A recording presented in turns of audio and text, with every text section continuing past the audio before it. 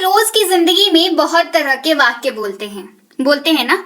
तो उन वाक्यों में कई वाक्य जो होते हैं, जब हम अंग्रेजी सीख रहे होते हैं तो हमें ठीक ठाक हम लोग उसको ट्रांसलेट कर लेते हैं। कई वाक्य होते हैं जिनको ट्रांसलेट करने में थोड़ी दिक्कत आती है, और कुछ वाक्य ऐसे होते हैं जिनका ट्रांसलेशन तो भाई मतलब कितना भी रिवीजन कर ले हमें समझ ही नहीं आता कि आखिर हो क्या रहा है इसमें।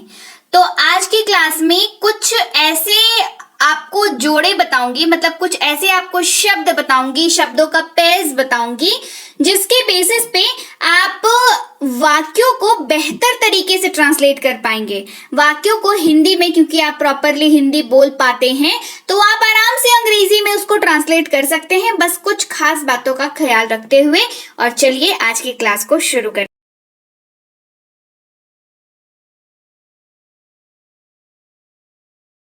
हैं। सबसे पहले जब आप ऐसे कोई वाक्य बोल रहे हैं जिसमें आपको दिख रहा हो ता आ रहा हूं ते आ रहे हैं, ता आ रहा हूं ते आ रहे हैं, तो ऐसे वाक्यों में आपको उसकी अंग्रेजी में हैव बीन का यूज करना है। किसका यूज करना है? हमें हैव बीन का यूज करना है। लेकिन हैव बीन का यूज करते वक्त एक बात का ध्यान रखना है कि हैव बीन का यूज आप आई यू वी और दे के साथ ही कर सकते हैं। मतलब सब्जेक्ट जो है हमारे वाक्य का, उसके जगह पर अगर आई हो, यू हो, वी हो या दे हो, तो आप हैव बीन का यूज कर सकते हैं। जैसे आप काम करते आ रहे हैं, यू हैव बीन वर्किंग। आप काम करते आ रहे हैं, यू हैव बीन वर्किंग। आगे बात करते हैं, जब हैव बीन की बात करी है तो हैज बीन को नहीं भूल सकते हैं। क्यों नहीं भूल सकते हैं जरा बताइए, कौन बताएगा क्यों नहीं भूल सकते हैं? क्योंकि हैव बीन का यूज जो है वो लिमिटेड है। करेक्ट, लिमिटेड है कि हमारे पास आई यू वी दे के साथ ही हैव बीन का यूज हो सकता है। लेकिन अगर आप ध्यान देंगे तो आपको ये बात पता होगी कि हैज बीन का यूजेज भी तो है, जो कि हमारे पास आई यू वी दे सब्जेक्ट तो है, लेकिन इसके अलावा ही शी इट और नाम भी तो है। किसी लड़के का नाम कह रहे हैं, किसी लड़की का नाम कह रहे हैं, तो इनके साथ क्या यूज करेंगे? इनके यहाँ पर रोल काम आता है हैज बीन का, जिसका मतलब होता है ता आ रहा है, ते आ रहे हैं, ती आ रही है। ऐसा अगर आप वाक्य में इस्तेमाल कर रहे हैं और सब्जेक्ट जो है वो क्या है? ही शी इट या किसी का नाम है। उदाहरण के तौर पर मोहन काम करता आ रहा है, तो मोहन हैज बीन वर्किंग हो जाएगा। अगर हैज बीन नहीं होता तो ये वाक्य नहीं बन पाता। करेक्ट, तो मोहन काम करता आ रहा है, मोहन हैज बीन वर्किंग, यहाँ पर हैज बीन का काम आया हमें, है ना। बात करेंगे हैड बीन की। जब आप वाक्य में ता आ रहा था, ती आ रही थी या ते आ रहे थे जैसे मतलब लाइंस का इस्तेमाल कर रहे हो, ठीक है। ता आ रहा था, ती आ रही थी, ते आ रही थे, ऐसे आप अगर इस्तेमाल करते हैं तो आपको हैड बीन उसकी अंग्रेजी में इस्तेमाल करना पड़ेगा। जैसे वह पढ़ता आ रहा था, ही हैड बीन स्टडिंग। वह पढ़ता आ रहा था, ही हैड बीन स्टडिंग। आगे बढ़ेंगे, बात करेंगे विल बी की। विल के साथ बी का प्रयोग। देखिए, विल से आप सभी परिचित हैं। विल का इस्तेमाल फ्यूचर में किया जाता है वाक्यों में, जहां पर आपको गा गे गी का इस्तेमाल दिखता है मोस्टली, तो वहां पर विल का इस्तेमाल होता है। लेकिन विल के साथ बी भी लगाते हैं, हैव भी लगाते हैं, ठीक है। तो अभी हम लोग विल के साथ बी का यूजेज देखेंगे कि विल के साथ जब बी लगता है तो कैसे काम करता है। तो वो ऐसे वाक्यों में आता है जिसके अंत में रहा होगा, रहे होंगे, रही होगी आपको दिख रहा हो, ऐसे वाक्यों में इस्तेमाल होता है। और इस्तेमाल की जहां पर रूल की बात है वो ये सबके साथ इस्तेमाल होता है। I you we they he she it और किसी भी नाम के साथ ये इस्तेमाल होता है।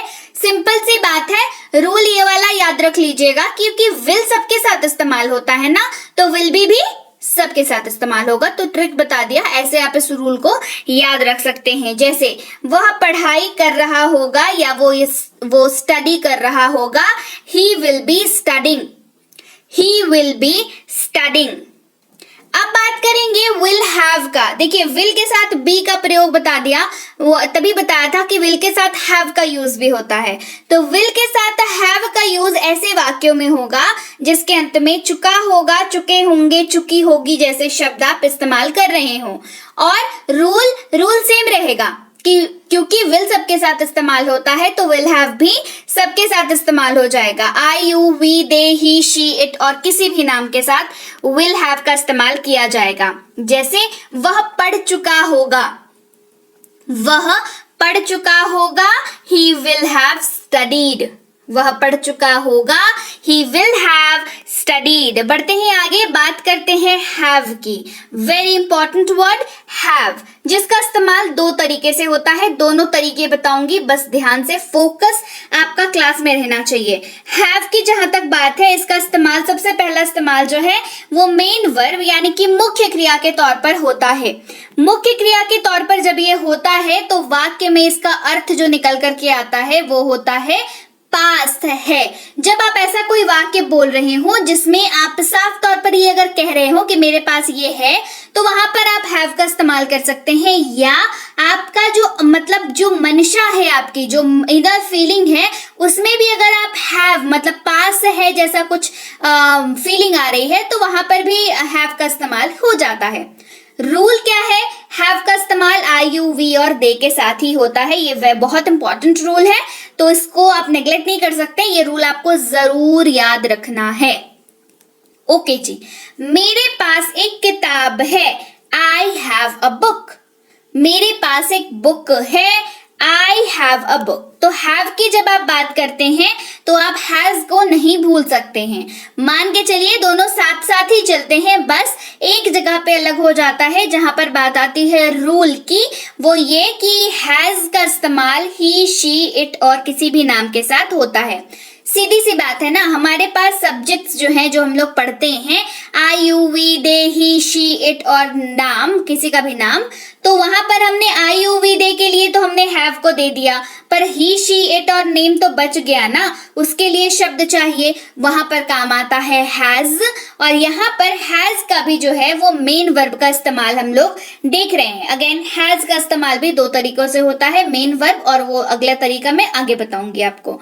तो मेन वर्ब यानी कि पास है के तौर पर इस्तेमाल होता है, सब कुछ सेम, ठीक है, बस एक जगह पे फर्क आ जाता है, दैट इज रूल का फर्क आ जाता है। जैसे उसके पास एक कार है, ही हैज अ कार, उसके पास एक कार है, ही हैज अ कार। अब बढ़ते हैं आगे, मैंने बताया था हैव का इस्तेमाल एक और तरीके से होता है जो कि है हेल्पिंग वर्ब, जहां पर सीधे प्रत्यक्ष रूप से आपको हैव का कोई शाब्दिक अर्थ तो नहीं मिलेगा मोस्ट ऑफ द टाइम्स, लेकिन आपको ये दिखेगा कि वहां पर हैव जो है वाक्य को बनने में बड़ी मदद कर रहा है। तो जब मदद के तौर पर वाक्य को बनाने में मदद जब हैव करता है तो उस वाक्य में हैव जो है वो हेल्पिंग वर्ब का काम करता है। रूल वही रह जाता है आई, यू, वी, दे का, कि हैव उसी के साथ इस्तेमाल होगा। जैसे आप पढ़ाई कर चुके हैं, यू हैव स्टडीड, आप पढ़ाई कर चुके हैं, यू हैव स्टडीड। अब हैज की बात कर लेते हैं, सेम सब कुछ सेम वही रहना है, रूल क्योंकि बदल जाता है, ही, शी, इट और नेम के साथ हैज का इस्तेमाल किया जाता है तो इसके लिए हमें हैज की जरूरत पड़ती है। उसने पढ़ाई कर ली है, ही हैज स्टडीड, यहाँ पर भी हैज जो है वाक्यों को बनने में मदद कर रहा है तो हमने इसका हेल्पिंग वर्ब के तौर पर इस्तेमाल जाना। इसके पहले हमने एक शब्द और पढ़ा था, हैड को पढ़ा था, है ना, तो हैड का जो है इस्तेमाल पास था के रूप में होता है और जब ये हो रहा है तब मेन वर्ब के तौर पर ये इस्तेमाल हो रहा है हैड, है ना। हैड भी दो तरीके से इस्तेमाल होता है, ठीक है, तो मेन वर्ब के तौर पर इस्तेमाल हो रहा है। हैड का इस्तेमाल इसके पहले बताया था I, you, we, they, he, she, it और किसी भी नाम के साथ किया जा सकता है। जैसे उनके पास एक कार था, दे हैड अ कार, उनके पास एक कार था, दे हैड अ कार। अब हैड का इस्तेमाल हेल्पिंग वर्ब के तौर पर देखते हैं। अगेन सेम, हेल्पिंग वर्ब यानी कि जो वाक्यों को बनने में मदद करे। यहाँ पर सीधे शाब्दिक अर्थ नहीं दिखेगा मोस्ट ऑफ द टाइम्स, लेकिन आपको हैड का इस्तेमाल करना है क्योंकि हैड जरूरी है वहां पर वाक्य के बनने के लिए। जैसे वह पढ़ाई कर चुका था, ही had studied, वह पढ़ाई कर चुका था। He had studied। इसको आगे बढ़ाते हैं। अब बात करते हैं is की, जिसका इस्तेमाल बहुत ज्यादा होता है और इसका इस्तेमाल है के तौर पर होता है। किसी भी हिंदी वाक्य में जब आप है शब्द का इस्तेमाल कर रहे हैं और वाक्य का सब्जेक्ट जो है वो ही, शी, इट या नाम हो, तो वहां पर इसका इस्तेमाल उसकी अंग्रेजी में होगा। जैसे वह एक व्यापारी है, ही इज अ बिजनेसमैन। वह एक व्यापारी है, ही इज अ बिजनेसमैन। वह खा रहा है, ही इज ईटिंग। वह खा रहा है, ही इज ईटिंग। अगला शब्द है एम, जिसका मतलब होता है हूं। रूल जो है वो ये है कि आई के साथ एम का इस्तेमाल होता है। जैसे मैं एक शिक्षक हूं, आई एम अ टीचर। मैं एक शिक्षक हूं, आई एम अ टीचर। मैं पढ़ रहा हूं, आई एम स्टडिंग। मैं पढ़ रहा हूं, आई एम स्टडिंग। अगला शब्द है आर, जिसका मतलब होता है हैं। इस्तेमाल ये यू वी दे के साथ होता है। किसके साथ होता है? यू के साथ हो जाता है, वी के साथ हो जाता है, दे के साथ हो जाता है। जैसे वे लोग शिक्षक हैं, दे आर टीचर्स। वे लोग शिक्षक हैं, दे आर टीचर्स। एक और इस्तेमाल, हम लोग पढ़ाई कर रहे हैं, वी आर स्टडिंग। हम लोग पढ़ाई कर रहे हैं, वी आर स्टडिंग। अगला शब्द है वॉज। जब भी आप ऐसे किसी वाक्य में इस्तेमाल कर रहे हो था या थी उसके अंत में, तो आप उसके अंग्रेजी में वॉज का इस्तेमाल करेंगे। रूल क्या है भाई कि was I, he, she, it और किसी भी नाम के साथ इस्तेमाल होता है। ये रूल बहुत ध्यान रखने वाला है, ठीक है। आई, ही, शी, इट और किसी भी नाम के साथ इस्तेमाल होता है। जैसे मैं एक व्यापारी था, आई वॉज अ बिजनेसमैन। मैं एक व्यापारी था, आई वॉज अ बिजनेसमैन। मैं दौड़ रहा था, आई वॉज रनिंग। मैं दौड़ रहा था, आई वॉज रनिंग। अगला शब्द है वर, जिसका इस्तेमाल होता है थे के तौर पर। वाक्य के अंत में थे इस्तेमाल है, हो रहा है, तो वर का इस्तेमाल करेंगे। इसका इस्तेमाल यू वी दे के साथ होता है, इसलिए ये जरूरी है। जैसे हम खेल रहे थे, वी वर प्लेइंग। हम खेल रहे थे, वी वर प्लेइंग। हम व्यापारी थे, वी वर बिजनेसमैन। हम व्यापारी थे, वी वर बिजनेसमैन। अगला शब्द है विल, जिसका इस्तेमाल होता है गा, गे, गी के तौर पर। यानी कि वाक्य के अंत में जो अगर लास्ट वाला वर्ड है उसके अंत में गा, गे या गी इस्तेमाल हो रहा हो, तो उसकी अंग्रेजी में, उस वाक्य की अंग्रेजी में विल का इस्तेमाल होगा। विल का इस्तेमाल जी सबके साथ होता है, ये मैं अभी आपको पहले भी मैंने बताया है ना। विल का इस्तेमाल सबके साथ कर सकते हैं, आई, ही, शी, इट और किसी भी नाम के साथ ही यू वी दे के साथ भी। जैसे वह पढ़ाई करेगा, ही विल स्टडी। वह पढ़ाई करेगा, ही विल स्टडी। आगे बढ़ते हैं, बात करेंगे डू की। D O, do. इस्तेमाल इसका होता है आई, यू, वी और दे के साथ। अर्थ इसका होता है क्या ता हूं, क्या ते हैं। देखिए, अगर आप ऐसा कोई प्रश्न पूछ रहे हैं जिसमें क्या ता हूं का इस्तेमाल हो रहा है या क्या ते हैं का इस्तेमाल हो रहा है, तो उसको पूछने के लिए अंग्रेजी में आपको डू की जरूरत पड़ेगी। जैसे क्या मैं जाता हूं, क्या ता हूं, दिख गया आपको? चलिए, डू आई गो। क्या मैं जाता हूं, डू आई गो।